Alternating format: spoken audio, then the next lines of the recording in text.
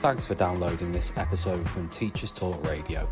You can find the full schedule and listen back to all our shows at ttradio.org. Enjoy the podcast. Hello there, everybody. Good evening, and good evening to all of you who are listening live, and welcome to all those who are listening back to the podcast. I am live here today with Jamie O'Dowd, author of the A-Z of Student Wellbeing. We are going to be talking about student well-being today, but first of all, Jamie is here as a John Catt author. This show is brought to you in partnership with John Catt Educational, publishers of professional development books and resources that support great teaching. Great teaching is what we're all interested in. Student well-being, interest in student well-being is all part of great teaching.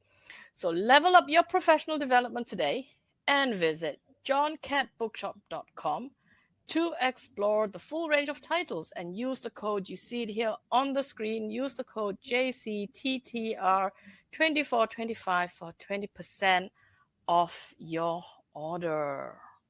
So, Jamie, welcome to the show. Is this your first TTR show? It is indeed, and thank you very much for having me. I'm looking forward to speaking to you about all matters related to student wellbeing. Well, we are very excited. I'm very excited to talk to you about this. As I was saying to you earlier, I grew up in a culture where student well-being seemed to be, inherent in the teaching culture. But before we look into the ideas that you've shared in your book, tell us about yourself. I know that you're in Bahrain and you're assistant head of the senior school, but maybe give us a little bit more. Yeah, okay. So I came to teaching late, actually. I didn't start teaching till I was sort of 27. So I've been in teaching around 20 years and did a variety of interesting and weird and wonderful things before then. I was an actor, managed and ran a nightclub with my brothers, worked at florist wholesalers. And I only mention those things because I think that there's a richness that the life experiences bring you in this job. Moved out to Bahrain 14 years ago with my wife and my two children who were listening in a room not far from here. And they were just babies when we came, 9 months and 3. And now I'm getting ready to say goodbye to one of them as she starts university back in the UK. And my son starts his GCSEs. So we've been in Bahrain 14 years. We absolutely love it here. We love the school that I work at, the community, the expat community. And very proud to have had 20 successful years in teaching, and the majority of that being pastoral leadership. That's exciting. And talking about, how about you getting into teaching and getting in late, like you say, that richness, right? That richness of experience, that varied experience. I'd like to go into another aspect of richness of your experience, and that's your master's. You did a master's in educational leadership or educational management? Yeah, right? Educational leadership and management. Look at that. Yeah. Tell us about that. Yeah, so I'd only just recently completed an MPQH. I'd done that in sort of through COVID, and that was such a fantastic course, and I pursued a wellbeing strand to my project there. But I felt like I really wanted to dig deeper into what it meant in a modern educational context to be a leader of wellbeing when my experiences as a child, as a kid growing up in the 80s and 90s, that well-being was very much sort of secondary to your academic progress. And indeed, when I even started researching when did we start having pastoral systems in schools, it surprised me to find that it was only really the 70s that there was ever really a notion of who within that school journey, within that context, would oversee a child's pastoral care. And I think coupled with that was the fact that my family fostered children for the majority of my lifetime. So I was always around children who had those, well, I say pastoral issues, that's sort of putting it politely for the tone of the conversation. They were damaged children. So being pastoral around needs, we could say. pastoral needs. Sorry to interrupt. That was really rude. You're absolutely right. And going through school, and even though I had a fantastic childhood myself and a great schooling, just looking back as an adult and looking at where there were missed opportunities to support me when I had certain needs, whether that was just natural growing up or when I started, perhaps my behavior needed bringing back into line, as any 14, 15-year-old boy sometimes finds, that there was an absence of that. And there was just an automatic blame on the child, whether that was myself or these foster kids that we had in and out of the house. There was always a get-out clause in education that the kids are naughty. And, we've done what we can and grades are suffering, but we've got to protect the school. So the reason I went into the master's course was to say, okay, well, that was then. And I can't, we can't linger in what the past was.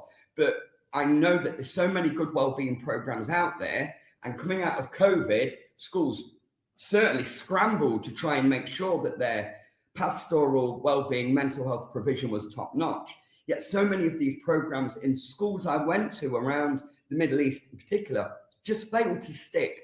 And I use that phrase deliberately because there's one very famous article about positive education. Why won't it stick? And Martin Seligman, if you read his books about PERMA, positive psychology and positive education, you read that and go, well, there's a golden bullet there. That's absolutely going to fix everything. But it doesn't. So why won't it stick? So I was fascinated in my eagerness and my passion to make the lives of young people better, to understand why something won't work so we can get it to work. Mm-hmm. Could I just ask you, and you may or may not have an answer to this, but why do you think we needed COVID to make us, suddenly might not be the appropriate word and embarrassing for an English teacher not to have it, but why did we need COVID, something like COVID, to happen to suddenly have this awareness of pastoral care, student well-being, each other's well-being? Because there's, I think also since COVID, I've become more aware of the narrative, the discourse around teacher well-being and student well-being. Why did we need something like that to happen in those global north, at least? Yeah, I think perhaps because of the disruption. It's like that concept, but when somebody tells you that you're breathing and you think about your breathing, and then all of a sudden you have to start doing it manually, and you forget that, I took that for granted before somebody reminded me to breathe. Now I'm conscious of it. I think that's what COVID did. I think we had, I wouldn't say we had things perfectly before COVID, but we had the basics that we didn't speak about. And I think maybe later you're going to ask me a question about gender, so I'll be careful how much I answer. Okay. But we had those basic layers in place where staff well-being, student well-being, relationships were so sort of entrenched in everything that we did, and they were so normal. That was the breathing without thinking about it. Then COVID came along and disrupted that. And we realized, like now I'm sat behind this screen with you, and it's the first time you and I have met, and a relationship won't be the same until I meet you at a conference or around the world, and we go, oh, actually, we've got something more in connection than we realized on screen. What we lost through COVID made us come back, and schools almost panicked a little bit, because depending on where you were in the world, and Bahrain handled the lockdown fantastically well. I'm biased, but I think the schools in the Middle East generally handled the lockdown very well. But in global terms, schools came back and were so worried about the well-being and mental health of their children and young people that we scrambled to get ahead of the game, particularly when we saw, and I did some analysis of school websites before COVID and after, and 90% of them had changed. So their front page, their landing page, reflected something about well-being or mental health that previously didn't exist.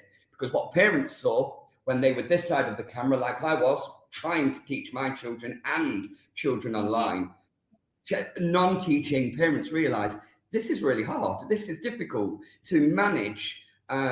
These people that you have, these young people that you have, that aren't yours, they're not your blood relations, they're not your skin and bone, and we send them to you every day. And perhaps there was an element of taking it for granted that we're spinning so many plates as teachers, And what COVID made everyone realize, and I think particularly parents, was, wow, there's actually a lot going on. The minute we send our kids to school, what goes on behind that door is now so important that the spotlight has been shone on teachers. I think parents are now so aware of anything that can affect their kids in terms of their mental health and well-being, that they're shifting that.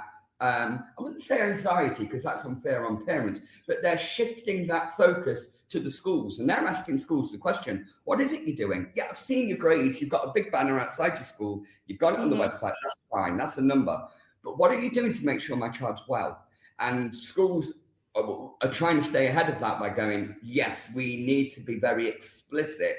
It's not just enough to say, this is a safe school, we don't tolerate bullying, all the things that all schools do. You now need the hard evidence. You need the name of the program. You need an enrichment roadmap. You need these things. So COVID was a game changer. Okay. It's really interesting what you've described, because as I was saying to you before the show, I grew up in Southeast Asia. I went to school in Singapore. I went to a regular run-of-the-mill state school, so not a private school, not a British medium school or German-based school, but local government school, and all schools had a pastoral care. I think my generation was the first. I remember when I went to secondary school, so you had 6 years of primary school, and then you go into secondary school. So how old was I? I don't know, 12? Yeah.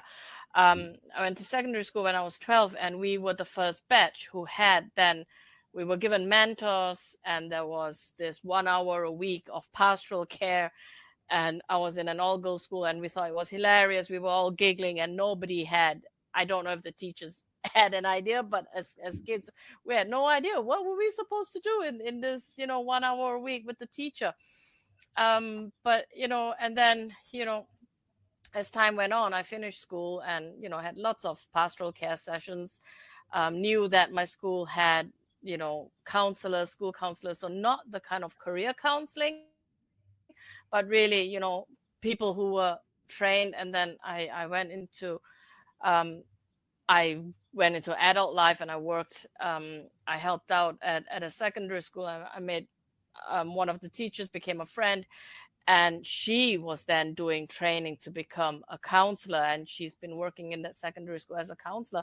And like I said, I think maybe it is something that is more dominant in Asia because of that concept of care, the school as a village, the family, the family as a village, the community as the village. But that aside, let's talk about your book. Now, did your book come out as a result of the work and the research you did for your master's?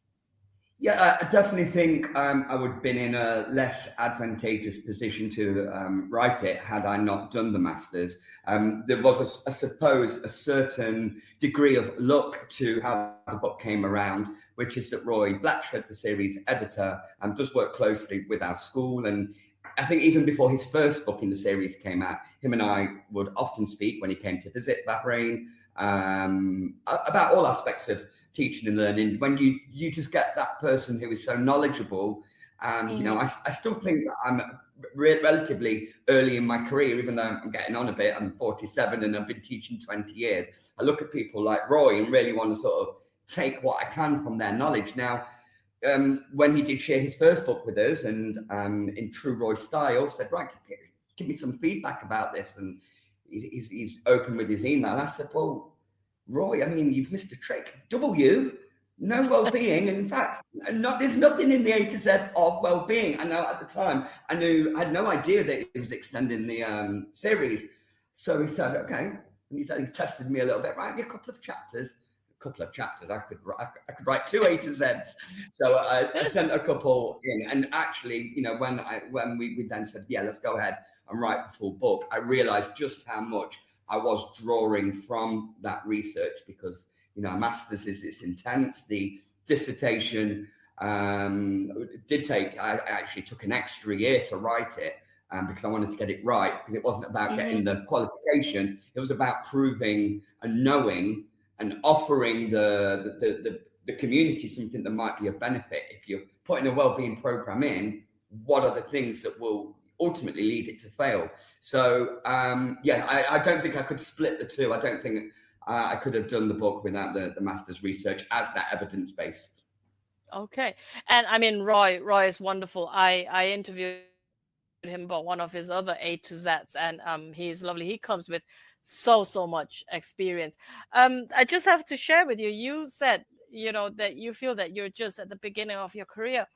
Have you ever read, I can't remember off the top of my mind who the author is, but the 7 stages in the life of a teacher?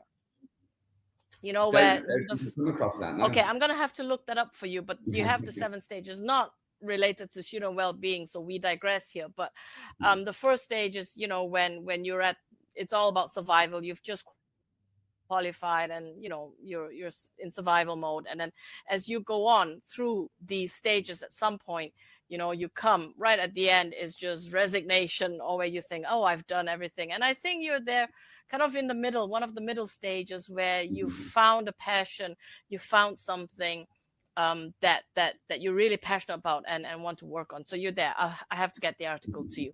But let's come back to your book. What was, I know you mentioned when Roy said, give me a couple of chapters, and you said you had enough material for 2 books, so to speak. But nonetheless, what really was the challenge in writing an A to Z book rather than just a book about student well-being? Yeah, I think for me, the first kind of draft stage, it was waking up in the night with the fear that I'd left out something so essential that anybody with, a few days teaching knowledge might read this. And I think I had imposter syndrome, that how could you leave that out? You've written about these other things. I think as well, trying to appreciate global context, as I mentioned, being here for 14 years, I'm in a non-profit school, albeit a private school. It's very easy to become detached from the UK, although, of course, having friends and family and reading and researching, as I have done for Masters and MPQH, has helped keep me abreast of what's going on in the UK. That was a challenge. But I think for me, what I felt, the A to Z format perhaps would result in me not giving enough detail to chapters that could have been books on their own, and I had to edit down. And it was only when, giving myself a hard time as authors and teachers, we often do. I remember thinking, look, when I go on a course, when I go on a conference, I can spend 2 to 3 days, often traveling, because we're in a very small place in Bahrain. And I might go on a 3-day conference in Dubai. I might come away with one thing. And it might be that one thing that I put in place the next day at school, but it stays with me for 10, 15 years.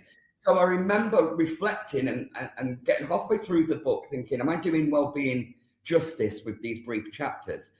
And remembering what the purpose of the book is and what the purpose of the series is. And it is that really accessible way of understanding a range of topics over all the things that are complex, the leadership, inclusivity. Exercise.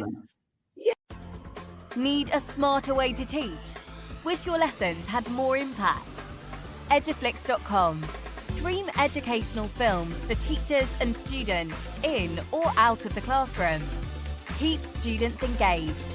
No ads, no distractions. Try it free for 30 days at eduflix.com/try. Use code TTR. Get 50% off all orders made before June 1st. Eduflix.com. This show is brought to you in partnership with John Catt Educational, publishers of professional development books and resources that support great teaching and learning in schools around the world. Don't miss out. Level up your professional development today and visit johncattbookshop.com to explore the full range of titles. Use the code JCTTR2425 for 20% off your order. Happy reading. Yeah, all of these things are important, but the point of the chapters is not to give everybody who reads it a complete comprehensive review of that topic, but just to introduce it, get the minds thinking, and then with the asides, some practical strategies. So I think once I'd reassured myself that that was the aim of the book, not to be the expert, because I don't think anybody should be calling themselves a wellbeing expert, because it's such a fast-paced, such an individual, subjective thing that once I was happy with the format of the book, I think then it made it easier for those chapters to fall in place. Yeah, and well-being is such a complex construct, and I think it's, you know, influenced so much by, you know, social norms, by context, where you are, who you're talking to, and everything. I have to say I like their sites, but we'll talk about them later. So how did you actually choose the A to Z items? I mean, you were saying like you spent hours wondering, oh no, you know, I put this in, and somebody might come along and say, why didn't you put that in? So when I spoke to Roy with his A to Z, what he'd done was that he had, if I remember rightly, interviewed a bunch of people or had them, you know, listed, and then he'd pick out from that for his A to Z book. How did you choose your A to Z items? Yeah, so I first started with a Google Doc with the letters down the side, and then just everything that came to my mind with that letter. I just completely exhausted everything that in my previous writings, whether it be masters or MPQH, was relevant. Then what I did was I deleted where there was any sort of overlap. Some things felt like they were encroaching upon each other. But then I did a lot of kind of research. I looked at what other teachers were talking about. So in LinkedIn groups and the Twitter groups that I'm in, I looked at what was common, because I didn't want to make it just about what well-being was for me. My well-being challenges in my school context in this country, as you've just pointed out, are sort of dictated by culture, social economic factors, religion, all manner of things. And what I tried to do was distill them, so whether you were reading this book in America or Singapore or Dubai, there would be relevance. And what I had to do eventually, where I was with some of the letters where I had 4 or 5, I had to adopt sort of a Britain's Got Talent approach by just knocking one out each round until I was left with a finalist.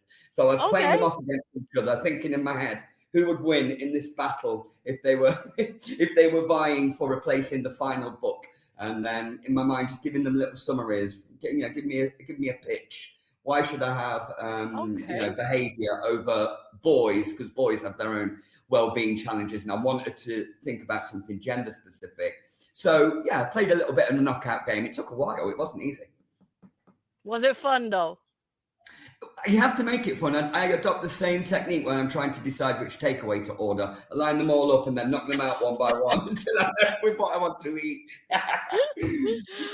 Oh gosh.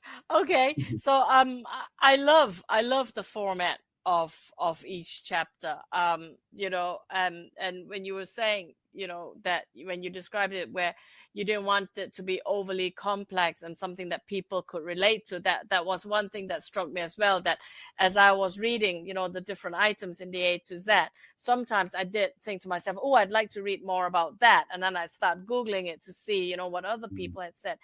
I especially like the asides. Tell us how you came to that. And one question I had actually about the asides was this based just on, it might be in the introduction, and if I missed it, I'm sorry, but was some of that based on the research that you'd done, or was this observations that you'd made yourselves and just kept notes ready to be used in a book someday? Tell us about the asides. Yeah, I think teachers are magpies, right? And when you're fortunate enough to go to different schools, like my job takes me around different schools. We've organised a wellbeing conference here because, as I mentioned, Bahrain, very small. All of the schools around this area, we find we end up in Dubai, a bit like schools in England might end up in London or Manchester. So we've formed a little bit of a collective, people who do wellbeing, and we've organised teach meets where teachers come along. And I like this idea of being a magpie, whether I'm observing lessons in my own school, whether I'm an inspector as well. So I've done a couple of inspections and been around schools. And I don't think I have a great memory generally as a person, but when I see something that works, And it's amazing that quite often, like I mentioned about conferences, it's often the most simple things that you almost kind of smack yourself in the hand and go, why am I not doing this? Why is everyone not doing this? This is so sort of simple and effective. One thing I tried, because I'm a media studies teacher and I teach that at A level, so older kids, 17, 18. And a couple of years ago, in one of my classes, I told them I'd just been on a conference and I don't have a young class. I just want to try this with you. And it's just like a reading. It's like story time. And you're going to hate it. And, just give me feedback at the end. And they said, we have to do this every lesson. I said, I was only trying it out I wasn't actually saying we use it. They went, no, we'll take it in turns. We'll all bring an article in from the news or a website, or we'll bring a TikTok in and we'll sit in this circle and we'll talk. That's all it was. And I'd just seen another teacher use that. So to bring it back to where the asides came from, I've got to kind of apologize or give ownership to everybody who's ever had me in a classroom to say only a very small percent of that is me. The majority of it is what I've seen and what I've really appreciated in other colleagues, because I don't think we do enough as teachers to share, because we are so busy. We are so bogged down in rightly so, what is the nuts and bolts of our job, being with the students. But when we get that opportunity to go out, it's like going to a market. You pick this up, and I don't see that in my country, I'll buy that. And you just go back with this, this rucksack of ideas in your side, or basically 20 years of magpieing and borrowing those ideas from colleagues. Wow, I love the analogy. I've just written that metaphor, teachers are magpies. I never thought of it like that. I tell my students, I'm going to have to use that, because I work with young people who are going to become teachers.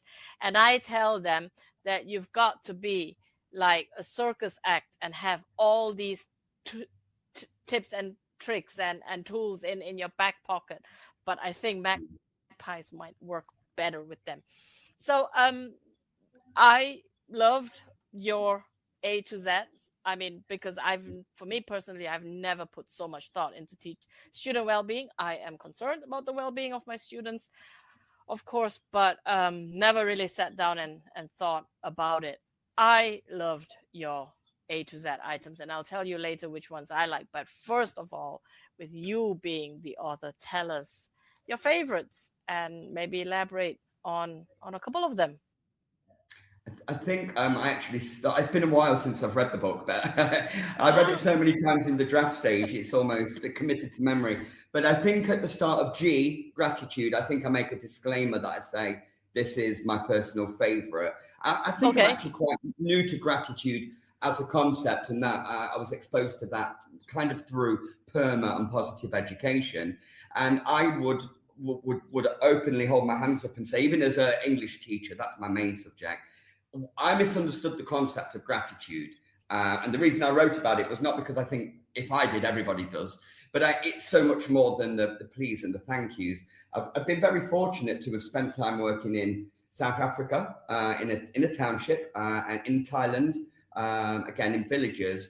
And where I've seen children have the least is where I've seen the most gratitude. The gratitude shown just to be in education. The kids in the Thai villages, I've worked out in the South African villages, who walked 2 hours to get there, are so grateful to be there. And I don't mean that in a patronizing way. It comes across quite sort of, everyone should be grateful to be at school. But the journey, the physical and emotional journey they have to get to school, their well-being, despite them having far less resources than some of the schools I've been around the Middle East, where wealth is greater, it's been the highest, because they find the beauty in what it is they're doing. They find meaning. And even in the young people I work with on a daily basis, where I have to try and reframe their thinking and their brains by using gratitude, even the most stubborn student who, well, I'm not, nothing, everything's bad, life's awful, it's terrible being 14, nothing to be grateful for. But you take school out of that and you take whatever's going off for them and you say, well, what did you do at the weekend? Oh, well, I actually played football and scored 4 goals. All right, well, no, should we be grateful that you're going to get to do that again this Saturday? Well, yeah, but that doesn't count because that's not school. No, It's not what we're saying.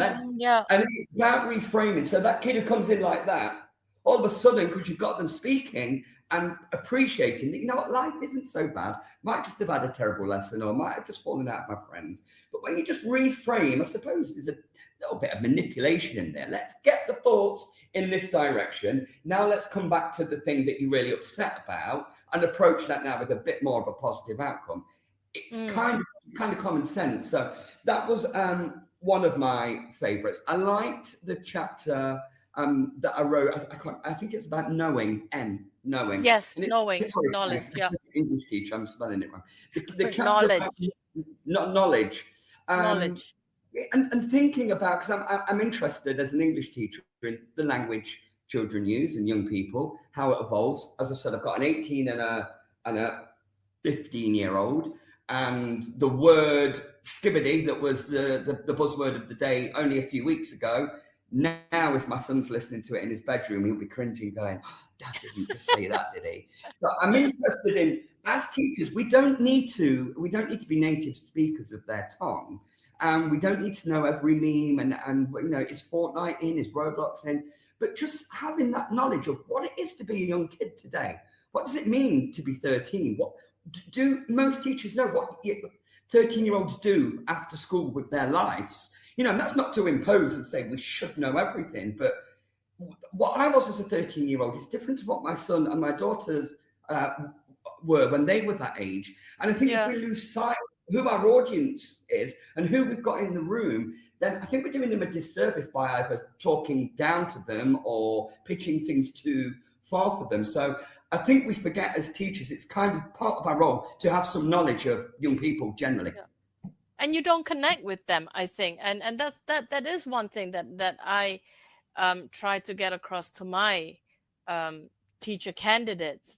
The knowledge I didn't call it knowledge, but I said you got to know what your young people are doing, not just what young people are doing now, because you're still in teacher education, but you know, years from now, when you go into the profession, the kids that you're working with, they're going to be a different generation from, you know, the ones who are this age now. And you've got to know, because then, you know, it helps to build rapport. You can show an interest in what's going on in their lives. And kids, they're always tickled, right? If I think my kid said something about something. Sorry, that is so vague. But it was something about something, and I had heard about it somewhere else.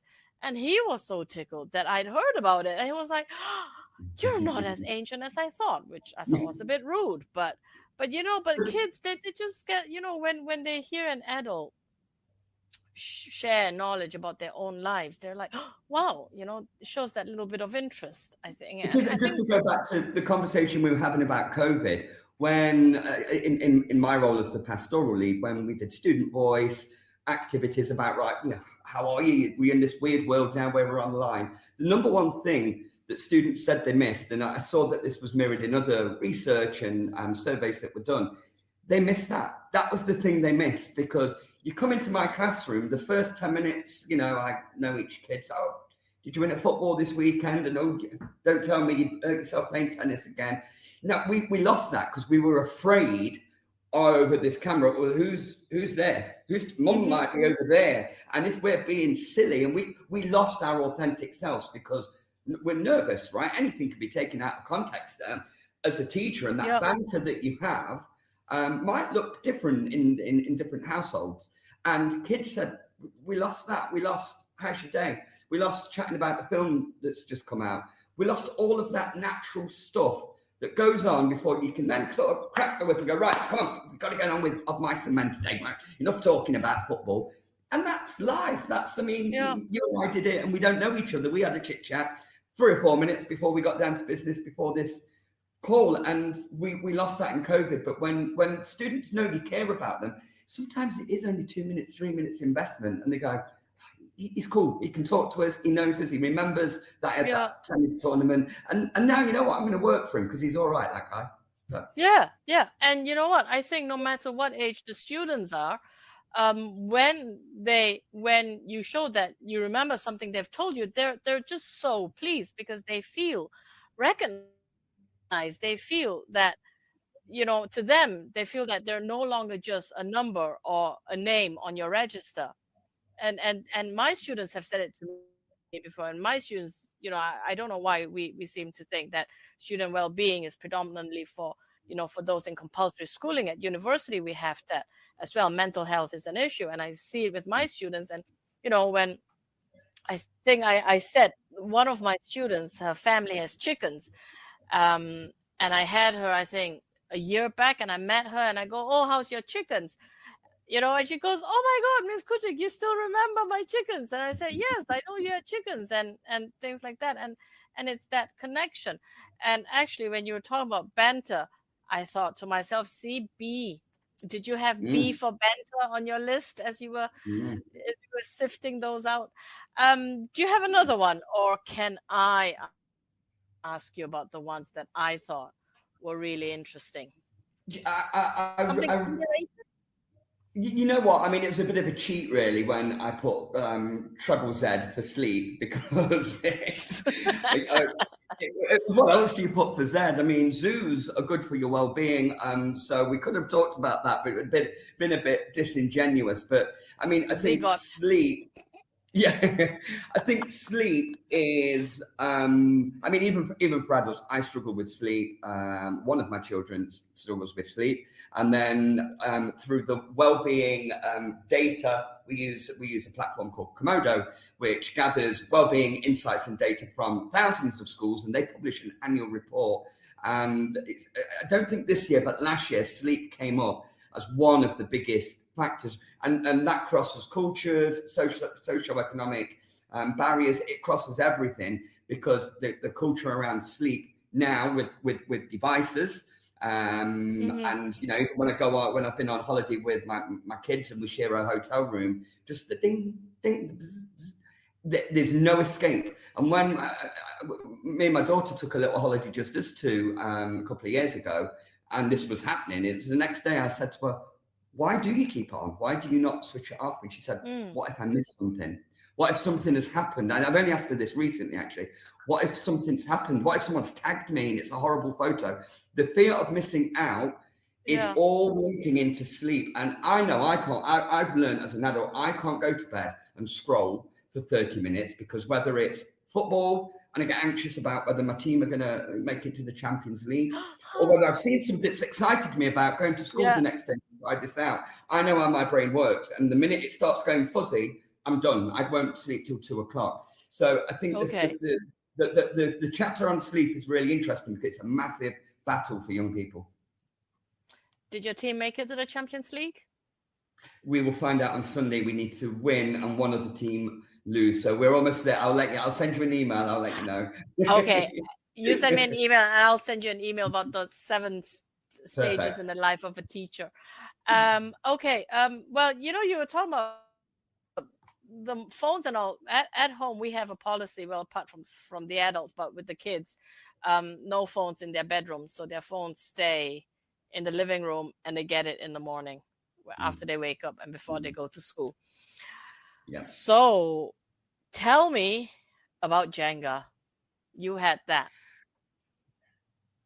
Yeah, so you might have seen in the last 30, 40 minutes. I like an analogy, because I think that my brain works pictorially and visually. So when I was trying to make sense, I think everybody who writes a dissertation gets to a point where they've read and seen and thought so much, you just go, how do I simplify this? How do I just put this down in a way that makes me make sense? It's not to patronize the reader, but the only way I could think of why well-being, like your earlier question, became such a focus after COVID was, I suppose, the loss of a structure. So when I talk about well-being, I talk about, well, when me and my family play well-being, it's great to play, but then when it's gone, it's toppled over. It's going to take 5 minutes to rebuild, and nobody wants to do it, so Dad ends up doing it, and that's okay, because I'll very carefully build it. And you can't build a good Jenga tower unless those first 3 blocks are in place. So if my kids do it and they're rushing the last bit because they want to play, it's already on really shaky foundations. So this came to my mind when I was thinking, well, hang on. I'm at this stage of my dissertation where I need to be making some conclusions and recommendations. What is it that I'm saying? When schools have rushed ahead and they've tried to add in, whether it's platforms, accreditations, whether it's off-the-shelf curricula, if the bottom few rows of the bricks aren't in place, which are relationships, staff well-being, and the school culture, it's pointless. It's window dressing. It'll fall over. It'll fall apart. It'll fall over. If you don't have those three things in place, don't rush ahead and do all the fancy bits.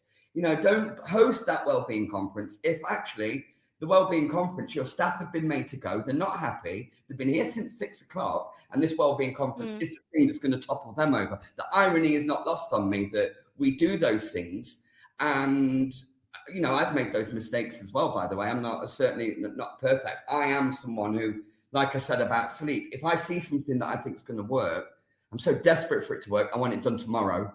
And that can often also cause a Jenga tower to topple over. So that was my way of kind of bringing my research to something visual and kind of easy to see how those things might just tip the balance. So really, and I think a lot of dissertations do this, right? You hear studies that have spent millions and millions of pounds on, and the findings are, eating too much cheese is bad for you. Well, is that it? You spent 10 years researching that. And I do feel a little bit fraudulent in that respect by going, well, I did a master's for 4 years. And what I'm here to tell you is everything you thought that you knew was true is true. You've got to get the basics right before you go on. But it's a bit more complex than that. But that's the summary.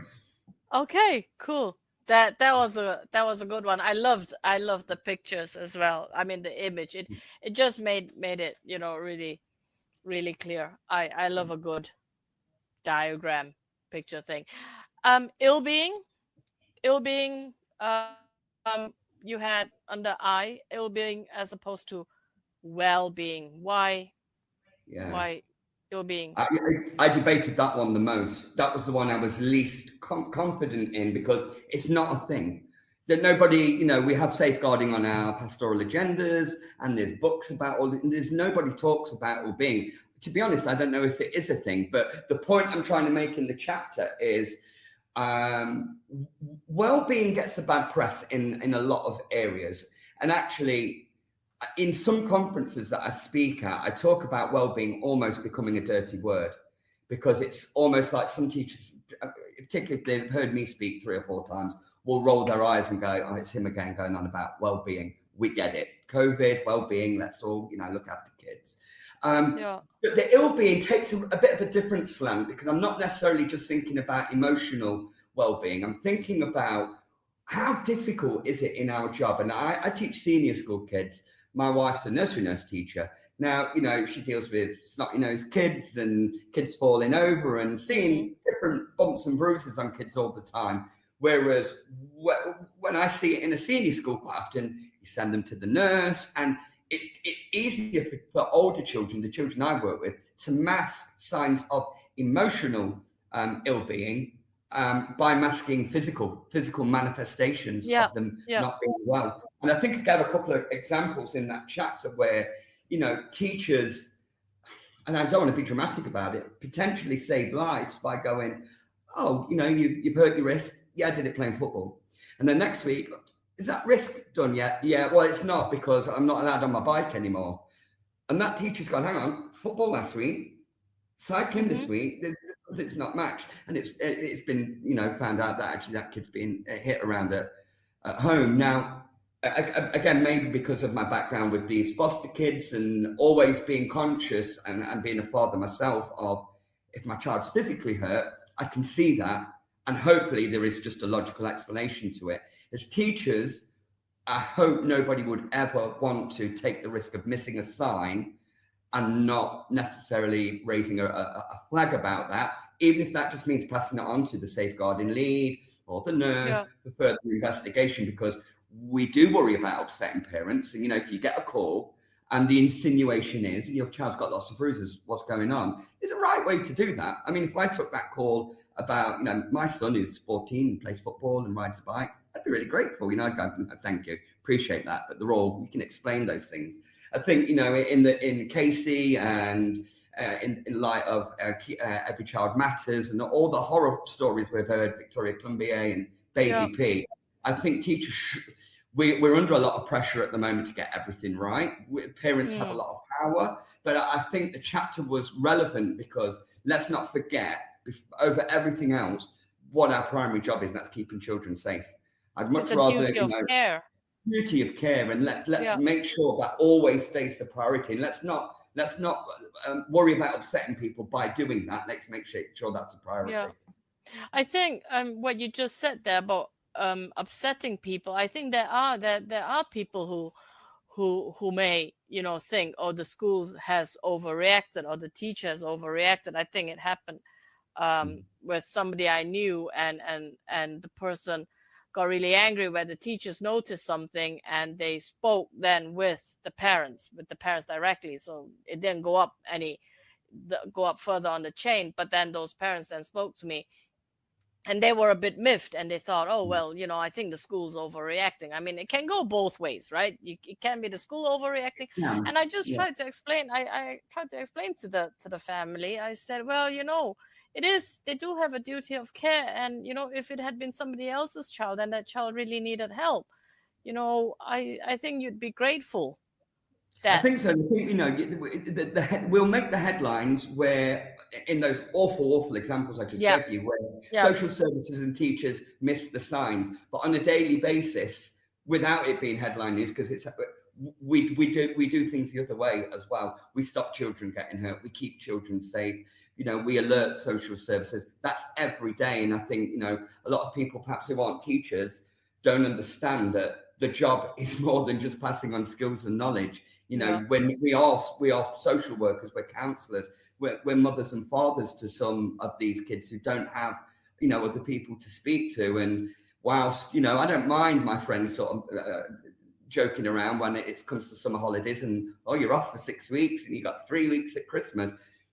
I think the job is more demanding than I ever thought it would be, because I always wanted to be a teacher, away from being 9, 10. And it was always my backup plan when the acting and the other bits and pieces. And I'm in it now, and I don't regret it for a second, but it's hard. So I think, it's almost an imbalance of making the headlines when something's missed, and there's never an excuse for something to be missed. But let's not forget, we raise the alarm thousands of times a day around the world. Need a smarter way to teach? Wish your lessons had more impact? Eduflix.com. Stream educational films for teachers and students in or out of the classroom. Keep students engaged. No ads, no distractions. Try it free for 30 days at eduflix.com/try. Use code TTR. Get 50% off all orders made before June 1st. Eduflix.com. This show is brought to you in partnership with John Catt Educational, publishers of professional development books and resources that support great teaching and learning in schools around the world. Don't miss out. Level up your professional development today and visit johncattbookshop.com to explore the full range of titles. Use the code JCTTR2425 for 20% off your order. Happy reading. Yeah. And I mean, these kids, they'll remember you. They'll remember the people who were there for them, and the people who are there for them, you've got that in why for you, me. Yeah. Tell us about you. Yeah, I think where I got to with you, I mean, it's such a personal profession. I mean, the amount of times I've come home and shed tears, the amount of times I've lost Liam, and I'm no hero. This is all of us who do this job, and particularly people in my line of work and the fantastic little team I have around me in my office at my school, the WhatsApps that ping in between me and my head teacher at midnight or whatever it may be. I think we forget, that we can't be that person. We can't be the best we can be unless we look after ourselves, unless we put ourselves into it as well. You kind of acknowledged it earlier with the banter. Children and young people, they don't care how much you know about the subject. And, you could perhaps get away with teaching with the bare minimum And if you had relationships and kids loved you, they would lap everything up that you said or spoke. I think in John Hattie's research as well, I think Hattie's that shows that actually anyone can make a difference just by being in the room. You don't even, you don't need a master's, you don't need a PhD in the finer points of English literature. If you've got a passion and you can connect with kids, whatever you've got will get you by, and those kids will make progress. But I think we've got to look after teachers, at a time where retention rates are falling, the pressures are increasing because parents know their rights now. Students, young people know their rights, rightly so. You can't get away with some of the things that happened at my school when I was 13, 14, being called an idiot, me being picked on for being small by teachers, not just students. Kids know their rights now. So rightly so, there is an increased focus on what it is we're saying, what it is we're doing. But that comes at a cost. Yeah. Because that it's added pressure to everything else that's happening. So I think the chapter about you was really a reminder that we need people to stay in this job. I know certainly there's a drain at the top end where we're looking for head teachers because so many people leave. The amount, it's like all those sea turtles, there's millions of them that flap into the water, but so many of them get gobbled up that the chances of making it to an adult are, 1,000,000 to 1. And we're going to get to that stage with school leaders if we don't protect staff and ensure that staff well-being is really a focus. Yeah, I was going to say, that for teachers to be, it is a caring profession. Like I said, I was doing this little bit of research, and teaching is a caring profession, but like any other caring profession, it takes its toll on the carer, and we have to take care of that. Let's have a look at section 2. There were 2 things that were really, really interesting for me, and we're going to have to do that really briefly, but just as a reminder to our audience, this show is brought to you in partnership with John Catt Educational, even publishers of professional development books and resources that support great teaching and learning in schools around the world. Level up your professional development with John Catt books. Use the code, see it here on the screen. It's JCTTR 2425 for 20% off today. And Jamie, tell us please about the enrichment roadmap. I find that really fascinating. Yeah, so I've been involved in the design of we call it enrichment here. I think PSHE or RSE in different contexts, but ultimately that section of education that doesn't deal with the academics. It deals with, the social, the cultural, the moral, the spiritual development of young people. And I think it's always been the poor relation in a school. From my own, remembering my own education in a senior school, and the embarrassed PE teacher who was forced to deliver sex education and chucking paper balls from behind a screen at him. And it was almost like, well, let's just dump that somewhere. Previously in the 80s and the 90s, it was, well, we've got to do it, but no one's really trained. Nobody got into teaching to do that.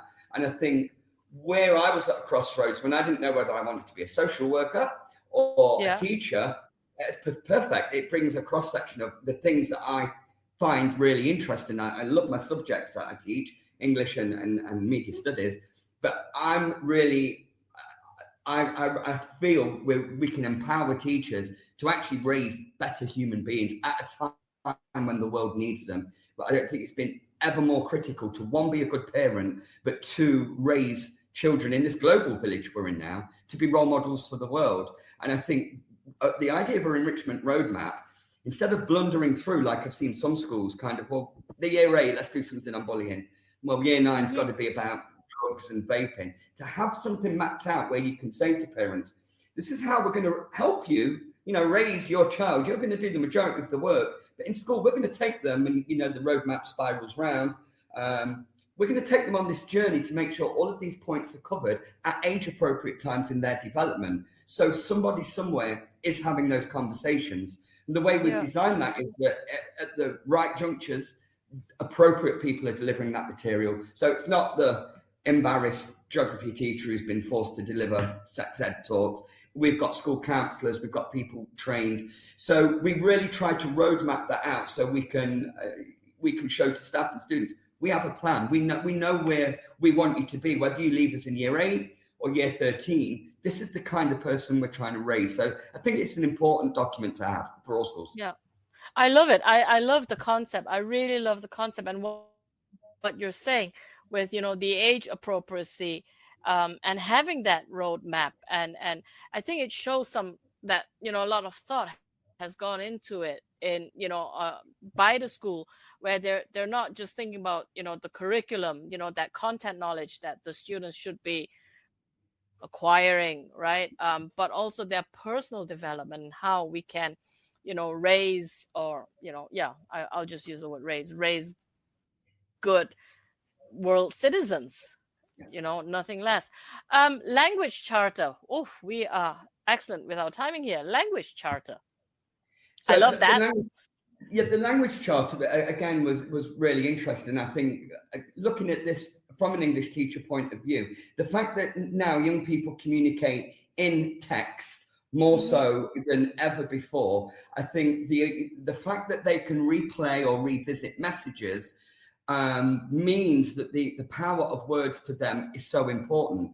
If I have a fallout with my son tonight and we're just speaking and words are exchanged, you might remember 2 or 3 things, but if we have an argument like kids do on a text and it's a big long paragraph, as I understand the kids call them, they can go over that and they analyze every word. And I know because my daughter will come to me and go, what do you think they meant when they said this? What about that? Yeah.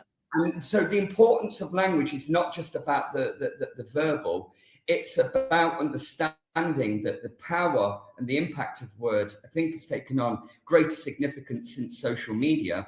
And what we saw in schools I've worked at previously without a language charter is this very simple get out clause. It comes back to something you said as well about banter, and it was a joke. And it's one of the reasons I didn't want to use the word banter, because I hear that all the time from kids who have caused a lot of damage and then hide behind banter. Now, there is a place for it. I'm a big fan of it. I employ it in my classrooms, and I think it's one of the reasons. Hopefully, my students come out of my lesson going, "Oh, I enjoyed that because we did have a bit of banter." But I'm an adult, right? I know the boundaries, and students don't. So what that language charter does is makes it really clear, rather than just a line in the behaviour policy about we don't tolerate unacceptable language. This delineates what we mean explicitly, even down to emojis. Emojis are more powerful than as adults realise. And you send the wrong emoji. We had a laugh in our family group the other week because all the different coloured hearts mean something. And my mother-in-law uses the purple one, which apparently means something a little bit more inappropriate than what she realised. So all of these codes are there. So the language chart is important for that. Yeah, I think that's so important. Like you said, nowadays, especially more so with young people, they I think they've forgotten how to talk to each other. So much of their communication is online, and then on WhatsApp or whatever other messaging service they use, it stays there, like you say, it stays there, so they keep going back to it. Or the other scenario being, you write something, you send it, you can't take it back. Well, you can, because on WhatsApp you have that delete function. But if you're really unfortunate and the other person's read it already, it's still screenshotted it. Yeah. Anyway, that said, what, Jamie, is your last message to teachers, other than my last message is get the book, read it? What's your last message? I think when I got to the last chapter, I'm quite an emotional person, and I got a little bit emotional writing that last chapter for a couple of reasons. One, it had taken a long time, and I was glad to be able to hand it over to Roy. But secondly, I thought there's hopefully somebody sat there in the world who's got to this point. And my last message, I suppose I'll echo here. If you got to the end of this podcast or you get to the end of the book, it already shows that this matters to you so much. The teachers who, rather than playing Farmville or Candy Crush or going onto Netflix, are doing things like this, listening to these conversations, reading books like that, because it's so important for them to get things right.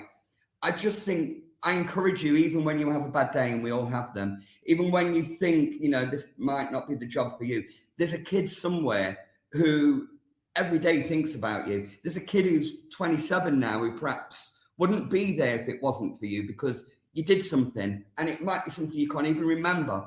A little gesture, you said something, you checked in on them, you made that phone call home that stopped mum and dad doing that thing that was going to tip them over the edge.